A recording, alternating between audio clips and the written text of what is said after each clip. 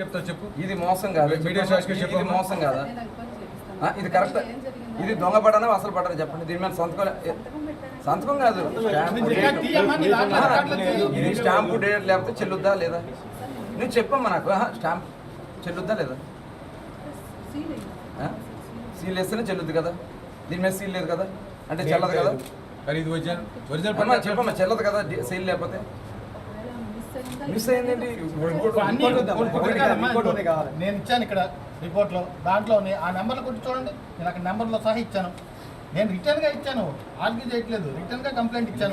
Cover చేస్తాను తల్లి నువ్వెంత సునీల్ బాబుతో ఆట ఉందా మీకు? సునీల్ బాబుతో పాటు మీకు కూడా ఉందా? లేదు కదా. లేనప్పుడు అలా మాట్లాడుతాను కాదు. మీకు ఎందుకు అసలు బాధ? మీరు కవర్ చేయడం ఎందుకు? రైట్ టైం మీద కూర్చొని చేయిస్తాను పనులు. ఎలక్షన్ డ్యూటీ చేయించండి. ఎలక్షన్ డ్యూటీ అమ్మ గవర్నమెంట్ ఇష్యూస్ కాదు, అది గవర్నమెంట్ ఏ ఇష్యూస్ చెప్పండి. ఎవరు చేయమన్నారు? ఎవరు చేయమన్నారు? ఏం డేట్స్?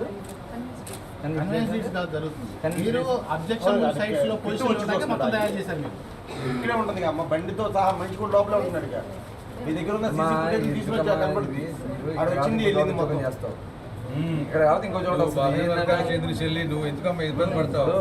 ఇట్లా పేదాలని ఎస్సీలని బీసీని ఎక్కడది రిపోర్ట్లో దాంట్లో ఆ నెంబర్లు కొట్టి చూడండి. నేను అక్కడ నెంబర్లో సహా ఇచ్చాను.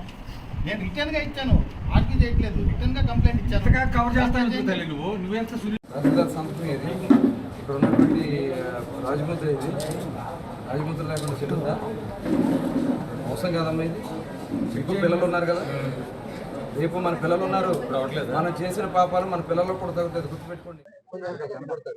బందరు శాసనసభ్యుడు మాజీ మంత్రి పేర్ని నాని గారు ఇవాళ వాళ్ళ కొడుకుని అందలం ఎక్కించాలని చెప్పి, ఎమ్మెల్యేగా గెలిపించాలని చెప్పి తప్పుడు నడకలు నడుస్తూ ప్రజల్ని మోసం చేసే విధంగా తప్పుడు పట్టాలు పంచుతూ అడుగడుగునా మోసం చేస్తూ ఉన్నారు.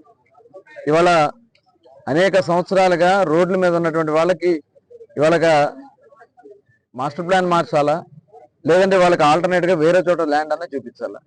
అవన్నీ కూడా చేయకుండా ఇప్పుడు ఎన్నికల ముందు వాళ్ళని కళ్ళ నీళ్లు తుడిచే విధంగా, మోసం చేసే విధంగా ఈ రకంగా దొంగ పట్టాలు తయారు చేసి ఆ దొంగ పట్టాలు వాళ్ళ కుమారరత్నం గారి చేతుల మీదుగా అందిస్తా ఉన్నాడు పేర్ని నాని గారు. ఇదిగోండి ఈ దొంగ పట్టాలు. ఇది చూడండి, ఆర్ఎస్ఆర్ ఎస్ఎఫ్ నెంబర్ అంట 168. ఎస్ఎఫ్ నెంబర్ అంటే ఏంటంటే స్ట్రీట్ ఫీల్డ్ అంట. స్ట్రీట్ ఫీల్డ్ అంటే రోడ్లకి వీళ్ళు పట్టాలు ఇచ్చేస్తారా? ఎక్కడైనా ఉందా అసలు? ఇది జీవో ఉందా? దీని మీద తహసీల్దార్ సంతకం స్టాంప్ వేశారు. తహసీల్దార్ ఏ తహసీల్దారో తెలియదు, అట్లాగే ఏ డేటో లేదు, అక్కడ ఏదైనా గవర్నమెంట్ అఫీషియల్ ముద్ర లేదు. అంటే ఇది మోసం కాదా? ప్రజలు మోసం చేయదు కాదా పేర్ని నాని గారు? ఈ రకంగా వందలాది వేలాది మందికి దొంగ పట్టాలు తయారు చేసి రోడ్ల మీద ఇచ్చేస్తూ, పంచుకుంటూ, పప్పు బెల్లాలు పంచుతున్నట్టు పనిచేస్తూ మోసం చేస్తా ఉన్నాడు. ఇంకా పైగా అంటాడు ఆయన ఇస్తే తప్పేంటి అని చెప్పి ఒక బాధ్యత కలిగిన వ్యక్తి మాట్లాడుతూ ఉంటారు. నేను అడుగుతా ఉన్నా, సుప్రీంకోర్టు ఆర్డర్ ప్రకారం ఇవాళ మీకు ఈ పట్టాలకి హక్కులు వస్తాయా? అసలు ఈ పట్టాలు పనిచేస్తాయా? లేదు, ఇవాళ మడుగు పోరంబోకులో మీరు ఇల్లు వేసుకోమని చెప్పి చెప్తా ఉన్నారు. రాత్రికి వాటికి ఇంటి పన్నులు వేస్తా ఉన్నారు. రాత్రికి వాటర్ ట్యాప్లు వేస్తా ఉన్నారు. ఇవన్నీ చెల్లుతాయా? ఎందుకు ప్రజల్ని మీరు మోసం చేస్తా ఉన్నారు? ఎన్నికల్లో గెలవడం కోసమేనా? ఇంత దిగజారాలా? 5 సంవత్సరాలు మీరు అధికారంలో ఉన్నారుగా, అప్పుడు మీకు గుర్తు రాలేదా? ఇవాళ ఎన్నికలకి 3 రోజుల్లో కోడ్ రాబోతా ఉంది, నెల రోజులు ఎన్నికలు జరగబోతా ఉన్నాయి. ఇవాళ మీ అధికారం పోద్దనే భయంతో ఇవాళ ఈ రకంగానే చేసుకుని ఏదో ఒకటి లబ్ధి పొందాలని తప్పుడు రాజకీయాలు చేసే ఇటువంటి కుట్రలు మానుకోవాలి పేర్ని నాని గారు. ఇది ప్రజలను మోసం చేయడం, దగా చేయటమే. ప్రజలందరూ కూడా ఇవాళ ఏదో ఆశతో ఉన్నారు. ఆశ పెట్టి మోసం చేస్తే ఖచ్చితంగా మీరు నష్టపోతారు, మీరు మూల్యం చెల్లించుకుంటారు. ఇవాళ అదే విధంగా మండలంలో కూడా, బందర్ మండలంలో కూడా ఇవాళ అసైన్ ల్యాండ్లకు పట్టాలు ఇస్తానని చెప్పి కనీసం నోటీసులకి టైం కూడా ఇవ్వకుండా, ఇవాళ వాటి మీద కనీసం సర్వే కూడా చేయకుండా, ఇవాళ వాటి ద్వారా కోట్ల రూపాయలు దండుకోవడానికి ఇంకో దొంగ రాజకీయం చేస్తా ఉన్నాడు. వీటికి సహకరించడానికి ఎంఆర్ఓ ఆఫీసులో డిటి దగ్గర నుంచి, విఆర్ఓల దగ్గర నుంచి, ఆర్ఐల దగ్గర నుంచి అందరూ కూడా అర్ధరాత్రి 2-3 గంటల వరకు లైట్లు వేసుకుని ఆయనకి తాబేదారులాగా పనిచేస్తా ఉన్నారు. దీనివల్ల నష్టపోయేది ఎవరు? ప్రజల్ని మోసం చేయడం వల్ల ప్రజలు నష్టపోతా ఉన్నారు. అధికారులు రేపు ఇవన్నీ కూడా ఎంక్వైరీ జరిగితే ఖచ్చితంగా మేము జనవరి నెలలోనే కలెక్టర్ గారికి నేను ఇది రిపోర్ట్ చేయడం జరిగింది. దీని మీద మేము ఒక వినతి పత్రాన్ని కలెక్టర్ గారికి, ఆర్డీఓ గారికి, ఎంఆర్ఓ గారికి అందరికి కూడా మేము పంపించడం జరిగింది, జేసీ గారికి. కానీ దీని మీద ఎటువంటి యాక్షన్ లేదు. 8 జనవరి 2024లో ఇస్తే ఇవాటి వరకు యాక్షన్ లేదు. ఇదంతా కూడా ఖచ్చితంగా బయటికి తీయాల్సినటువంటి పరిస్థితి ఉంటుంది. ఎవరినైనా సరే అధికారులందరికీ చెప్తా ఉన్నాం, మీరు ఎక్కడున్నా ఈ భూమండలం మీద ఎక్కడ మీరు ఉన్నా సరే లాక్కొచ్చి రేపు చట్టం ముందు నిల్చోబెడతాం.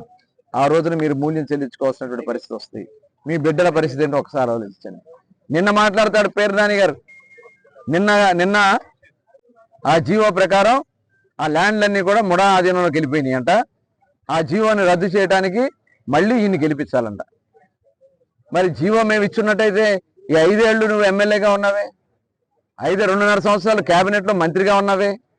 ఇవాళ ఇప్పుడు నువ్వు క్యాబినెట్లో పెట్టాలంటే ఇవాళ ఎన్నికలకు వచ్చేసింది కాబట్టి ఇప్పుడు కాదు, మళ్ళీ ప్రభుత్వం వస్తే రేపు క్యాబినెట్లో పెట్టి రేపు అప్పుడు ఈ జీవోని రద్దు చేస్తామని 5 సంవత్సరాల తర్వాత ఎన్ని క్యాబినెట్ మీటింగ్లు జరిగినాయి పేర్నాని గారు? ఎందుకు ఇంకా మభ్య పెడతావు? ఈ జీవో కాపీలన్నీ ఇంటింటికి పంచమంటాడు. 5 ఏళ్ళు నువ్వేం పీకావు? గడ్డి పీకావా? 5 ఏళ్ళు ప్రజలను మోసం చేసావా? లేకపోతే నువ్వు ఆస్తులు సంపాదించుకుని లెక్కలేసుకోవడం కోసం కూర్చున్నావా? ఎందుకు ఇలాంటి మోసాలు చేస్తావు? దొంగ పట్టాల పేరుతో లేదంటే ప్రజల్ని మాయ మాటలతో ఇంకా మభ్య పెట్టాలని చూస్తూ ఊరుకునే సమస్య లేదు. మొత్తం బయటికి తీస్తాం. నీ ఆస్తులు తీస్తాం, నీ బినామీ ఆస్తులు తీస్తాం, నీ చుట్టూ ఉన్నటువంటి ఎవరైతే ఉన్నారో వాళ్ళందరికీ కూడా బయట తీస్తాం. బినామీలు మొత్తం కూడా బయట తీస్తాం. ఇవాళ జనసేన, తెలుగుదేశం, భారతీయ జనతా పార్టీ ఖచ్చితంగా ఇవాళ ఎంక్వైరీలు చేపిస్తాం.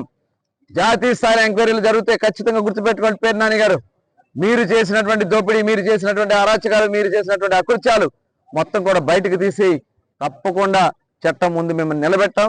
కానీ దీనికి సమాధానం చెప్పుకోవాల్సినటువంటి పరిస్థితి వస్తుంది. అధికారులు కూడా తస్మత్ జాగ్రత్తగా ఉండాలని చెప్పుకుంటే నేను హెచ్చరిస్తా ఉన్నాను.